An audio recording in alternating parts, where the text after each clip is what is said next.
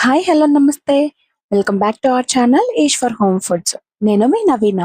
అందరూ ఎలా ఉన్నారండి? అందరూ చాలా బాగున్నారనుకుంటున్నా. అండ్ ఇంకా చాలా బాగుండాలని మనస్ఫూర్తిగా కోరుకుంటున్నా. ఈ రోజు సాటర్డే కదా! నా మార్నింగ్ రొటీన్‌తో పాటు ఒక చాలా యూజ్‌ఫుల్ వీడియోతో మీ ముందుకు వచ్చేసాను. ఈ రోజు వ్లాగ్‌లో నా సాటర్డే మార్నింగ్ హడావిడి, పూజా రూమ్ డీప్ క్లీనింగ్ అండ్ మెయిన్‌గా దేవుడి పటాలకి బొట్లు చాలా నీట్‌గా, అందంగా ఎలా పెట్టాలో చూపించబోతున్నాను. మరి లేట్ చేయకుండా వీడియోలోనికి వెళ్ళిపోదామా? సాటర్డే మార్నింగ్ లేచింది మొదలై ఇల్లు అంతా ఒక మంచి పాజిటివ్ ఎనర్జీతో ఉంటుంది. ముందుగా రొటీన్ పనులు అన్నీ కంప్లీట్ చేసుకొని, స్నానం చేసి, ఆ తర్వాత ఇలా మార్నింగ్ పనులన్నీ స్టార్ట్ చేసుకుంటాను. ఫస్ట్ అయితే ముందుగా బయటంతా శుభ్రంగా ఊడ్చేసుకుంటాను. ఆ తర్వాత గడప కడుక్కొని, కొంచెం తడిగుడ్డ పెట్టేసుకొని, ఇలా చిన్న చిన్న ముగ్గులైతే పెట్టేసుకున్నాను. మెయిన్ డోర్‌కి లెఫ్ట్ సైడ్‌లో ఇలా ఒక చిన్న పద్మ ముగ్గైతే వేసుకుంటాను. అసలు ఎర్లీ మార్నింగ్ లేవడంలో ఉన్న మ్యాజిక్కే వేరు. అవునా? ఎక్కడ ఎలాంటి సౌండ్స్ లేకుండా ఇల్లు అంతా చాలా పీస్‌ఫుల్‌గా ఉంటుంది. ఆ ఫ్రెష్ ఎయిర్ పీలుస్తుంటే మైండ్ చాలా రిలాక్స్‌గా, యాక్టివ్‌గా అయిపోతుంది. ఇంత ప్రశాంతంగా మన డేని స్టార్ట్ చేస్తే రోజు అంతా మంచి పాజిటివ్ ఎనర్జీతో ఉంటుంది. మరి మీలో ఎంతమంది నాలా ఎర్లీ బర్డ్స్ ఉన్నారో నాకు కింద కామెంట్స్‌లో చెప్పండి.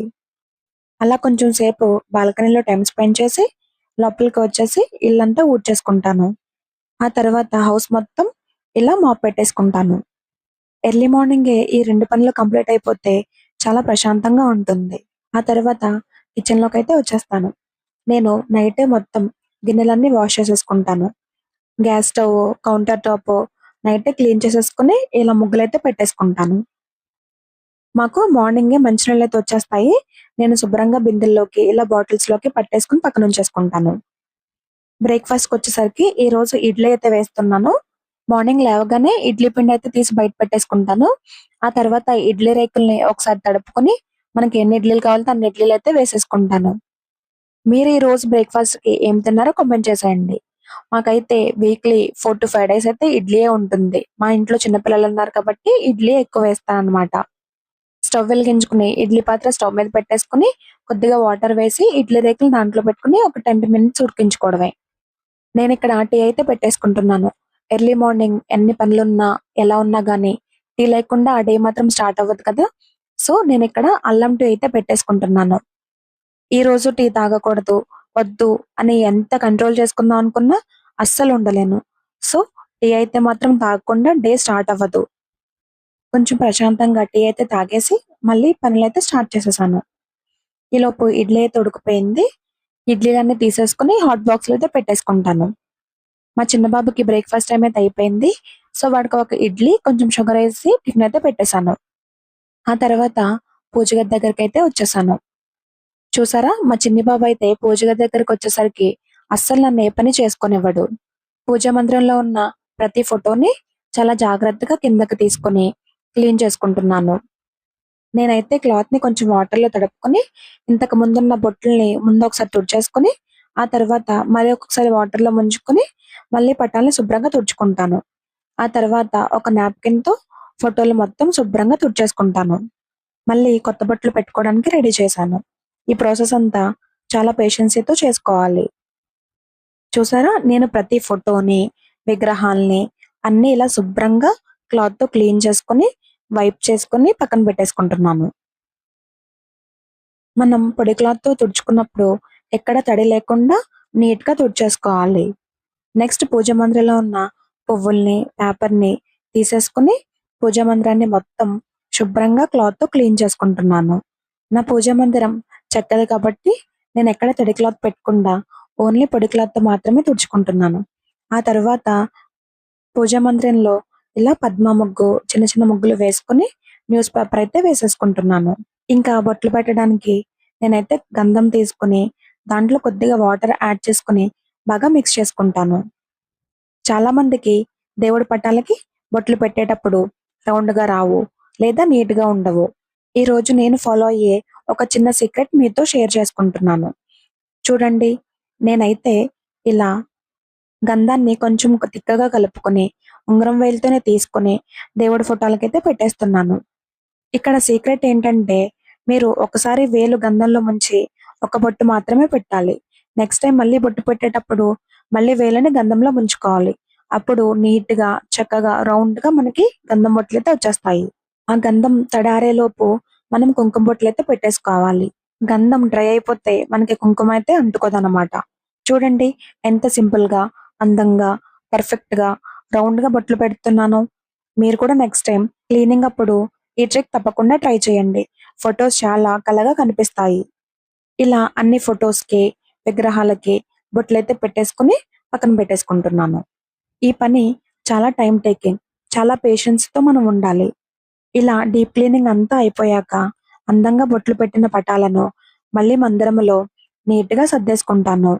ఇలా మొత్తం డీప్ క్లీనింగ్ చేసుకొని బొట్లని నీట్‌గా పెట్టుకుంటే మళ్ళీ మనకి 1 మంత్ వరకు ఎక్కడ చెక్కు చెదరకుండా ఉంటాయన్నమాట.